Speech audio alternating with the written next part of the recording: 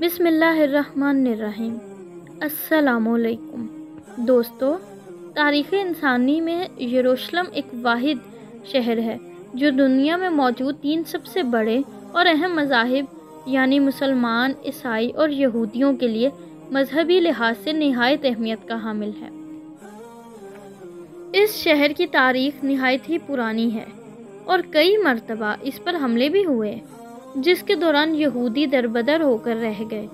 آج بھی ماہر آثار قدیمہ ان قدیم کھنڈرات میں موجود وہ عمارتیں تلاش کرنے کی کوشش کرتے ہیں جو اس شہر کے اجڑنے کے دوران نظروں سے اوجھل ہو گئیں۔ پہلی بار یہ شہر حضرت داؤد علیہ السلام کے دور میں تعمیر ہوا۔ وہ اللہ کے ایک جلیل القدر پیغمبر تھے۔ ان کا نام قرآن مجید میں 16 مرتبہ آیا ہے اور وہ پہلے پیغمبر ہیں جنہیں بنی اسرائیل کی بادشاہی بھی عطا ہوئی۔ قرآن پاک میں حضرت آدم علیہ السلام کے علاوہ حضرت داؤد علیہ السلام وہ واحد پیغمبر ہیں جنہیں خلیفہ کہہ کر بھی پکارا گیا ہے۔ آپ کو بادشاہت ملنے سے 1000 قبل میں وہ دور تھا جب بنی اسرائیل سے فلسطین کے اکثر علاقے چھینے جا چکے تھے۔ اس وقت بنی اسرائیل کے حکمران حضرت شموئیل علیہ السلام تھے جو کہ بہت بوڑھے ہو چکے تھے، لہٰذا بنی اسرائیل نے دشمنوں کے مقابلے میں کسی بادشاہ کے لیے اللہ پاک سے دعا مانگی۔ یوں اللہ پاک کے حکم کے مطابق حضرت شموئیل علیہ السلام نے 30 سالہ طالوت کو ان پر بادشاہ مقرر کرنا چاہا، مگر بنی اسرائیل نے انہیں بادشاہ تسلیم کرنے سے انکار کر دیا اور شرط رکھی کہ جب تک صندوق سکینہ ان کے حوالے نہ کر دیا جائے وہ طالوت کی بادشاہی کی اطاعت نہیں کریں گے۔ دوستو، یہ تابوت سکینہ آخر کیا تھا اور بنی اسرائیل سے اتنی اہمیت کیوں دیتے تھے؟ اس بات کو سمجھنے کے لیے ہمیں تاریخ میں بہت پیچھے جانا پڑے گا۔ دراصل یہ لکڑی کا بنا ہوا ایک صندوق تھا جو حضرت آدم علیہ السلام پر نازل ہوا تھا اور پوری زندگی ان کے پاس رہا اور پھر بطور وراثت آپ کی اولاد کو ملتا رہا، یہاں تک کہ یہ حضرت یعقوب علیہ السلام کو ملا جنہیں اسرائیل بھی کہا جاتا ہے، اور آپ کی اولاد بنی اسرائیل کہلاتی ہے۔ یوں آپ کے بعد یہ آپ کی اولاد بنی اسرائیل تک پہنچا۔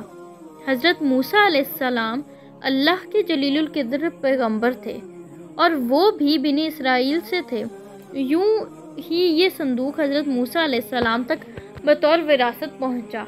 قصص الانبیاء کے مطابق اس تابوت میں تورات کا اصل نسخہ، پتھر کی 2 تختیاں جو کہ کوہ سینا پر حضرت موسیٰ علیہ السلام کو عطا کی گئی تھیں، حضرت موسیٰ اور حضرت ہارون کا عصا مبارک اور پیراہن، اس کے علاوہ من و سلوہ کا من ایک برتن میں محفوظ تھا تاکہ آنے والی نسلیں اللہ کی اس احسان کو یاد رکھیں جو صحرا میں بھٹکنے کے دوران اللہ تبارک و تعالیٰ نے ان پر نازل فرمائی۔ کیونکہ جب حضرت موسیٰ علیہ السلام فرعون سے اپنی قوم بنی اسرائیل کو نجات دلوا کر ایک صحرا میں پہنچے تو یہ ایک ویران صحرا میں تن و تنہا موجود تھے، کھانے پینے کا کوئی ذریعہ نہ تھا، لہٰذا اللہ پاک کے حکم پر من و سلوہ کھانا ان پر اترتا تھا۔ یہ تابوت در حقیقت اللہ کی طرف سے بنی اسرائیل کے لیے رحمت اور برکت کا باعث سے تحفہ تھا، اور انہیں جب بھی کوئی مشکل پیش ہوتی یا جنگ میں ہار کا خطرہ ہوتا تو بنی اسرائیل اس تابوت کو سامنے رکھ کر اللہ پاک سے جو بھی دعا کرتے وہ قبول ہوتی تھی، یعنی یہ تابوت بنی اسرائیل کے تابوت سکینہ ثابت ہوا۔ مگر جب بنی اسرائیل گناہوں میں مبتلا ہو گئے اور سرکشی اور ظلم و ستم کی انتہا کرنے لگے تو ان کی بدعمالیوں کی نحوست کی بدولت ان پر اللہ کا عذاب نازل ہوا اور قوم عمالقہ کے ایک لشکر جرار نے بنی اسرائیل پر حملہ کر کے اسے تہس نہس کر دیا اور بنی اسرائیل کی تمام بستیوں کو تباہ کر دیا، اور اس صندوق کو بھی اٹھا کر اپنے ساتھ لے گئے اور جا کر کوڑا کرکٹ اور نجاستوں کی جگہ پر پھینک دیا۔ اس بے ادبی کرنے پر اللہ پاک نے قوم عمالقہ پر بھی اپنا عذاب نازل کیا، یہاں تک کہ طرح طرح کی بیماریاں ان پر مسلط ہو گئیں اور قوم عمالقہ کے 5 شہر دیکھتے ہی دیکھتے ویران ہو گئے۔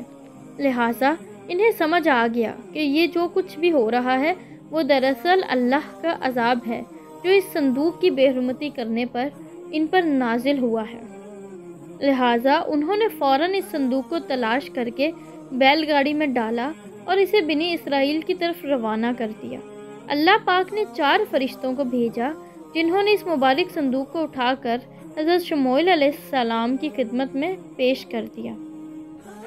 یوں حضرت شموئیل علیہ السلام نے وہ صندوق بنی اسرائیل کے حوالے کر دیا اور شرط کے مطابق یعنی صندوق سکینہ کے واپسی ہونے پر بنی اسرائیل نے طالوت کو اپنا بادشاہ تسلیم کر لیا۔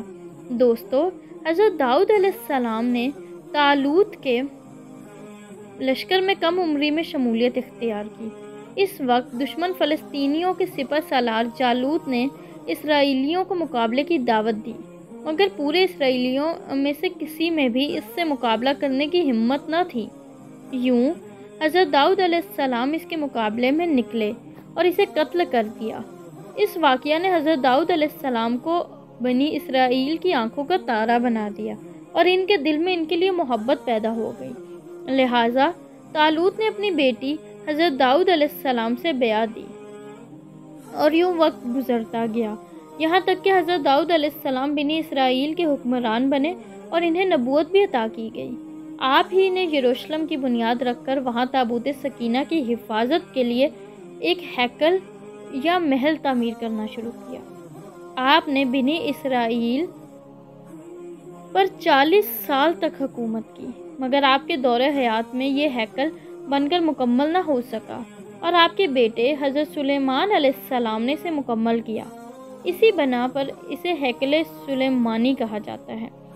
سلیمان علیہ السلام بھی اللہ کے پیغمبر تھے اور اللہ کے حکم پر جنات کو ان کے تابع ہونے، جانوروں کی بولیاں سمجھنے کے معجزات کے علاوہ انہیں ایسی سلطنت عطا کی گئی تھی جو اس سے پہلے نہ کبھی کسی کو ملی اور نہ ہی کبھی مل سکے گی، جس کے لیے انہوں نے خود اللہ پاک سے دعا کی تھی۔ دوستو، ہیکل سلیمانی کی تعمیر میں 7 سال کا عرصہ لگا اور یوں یہ 410 سال تک قائم رہا، یہاں تک کہ حضرت سلیمان علیہ السلام کے بعد بنی اسرائیل کے آپسی جھگڑے شروع ہو گئے، جس کے نتیجے میں 2 ریاستیں شمالی فلسطین اور سلطنت اسرائیل اور جنوبی فلسطین میں سلطنت یہود قائم ہو گئی۔ یہ شدید دشمنی اور خونریزی ایک طویل عرصے تک جاری رہی، یہاں تک کہ 7ویں صدی قبل مسیح میں حشوری فاتحین نے سلطنت اسرائیل کا خاتمہ کر دیا اور یوں بنی اسرائیل ٹوٹ کر صرف سلطنت یہود تک محدود رہ گئے۔ لہٰذا بابل کے بادشاہ بخت نصر نے سلطنت یہود کو بھی تباہ کر دیا اور اس دوران اس نے ہیکل سلیمانی کو بھی مکمل طور پر تباہ کر دیا اور تابوت سکینہ ایسا غائب ہوا کہ پھر آج تک نہ مل سکا، جبکہ یہودی بھی اس حملے کے دوران در بدر ہو کر رہ گئے۔ اس واقعے کے 70 سال بعد ایرانی بادشاہ کو کورش کبیر یا ذوالقرنین، جنہیں سائرس دی گریٹ بھی کہا جاتا ہے، انہوں نے یروشلم پر حملہ کر کے بنا کسی خون ریزی کے یروشلم کا قبضہ چھڑوایا۔ یوں یہودی دوبارہ یروشلم میں آباد ہو گئے اور ہیکل سلیمانی کو تعمیر کرنا دوبارہ سے شروع کر دیا۔ اسی بنا پر ذوالقرنین کو یہودی اپنا مسیحا بھی قرار دیتے ہیں۔ اسی دوران ہیکل سلیمانی دوبارہ بن کر تعمیر ہوا، لیکن یہ تعمیر بھی صرف 430 سال تک قائم رہ سکی، جبکہ اس دوران تابوت سکینہ کو بھی یہاں واپس نہ لایا جا سکا، جو پہلے ہیکل کی بربادی کے دوران غائب ہوا تھا اور دوبارہ کبھی نہیں مل سکتا تھا۔ اسی عرصہ کے دوران یہودیوں نے رومیوں کے خلاف بغاوت کے ناکام کوشش بھی کی، لہٰذا 70 عیسوی میں رومن حکمران ٹائٹس نے یروشلم کو حملہ کر کے تباہ کر دیا اور یوں ہیکل سلیمانی بھی دوسری مرتبہ تباہ ہو گیا۔ اس حملہ کے دوران تقریباً 1.5 لاکھ یہودی مارے گئے، جبکہ ہزاروں کو غلام بنا کر جنگلی جانوروں کے آگے ڈال دیا گیا۔ اس خون خرابے کے بعد کوئی یہودی یہ بتانے کے لیے بھی زندہ نہ بچا یہ صندوق سکینہ کا کیا بنا۔ مگر دوستو، آخر یہ صندوق سکینہ اس وقت کہاں موجود ہے؟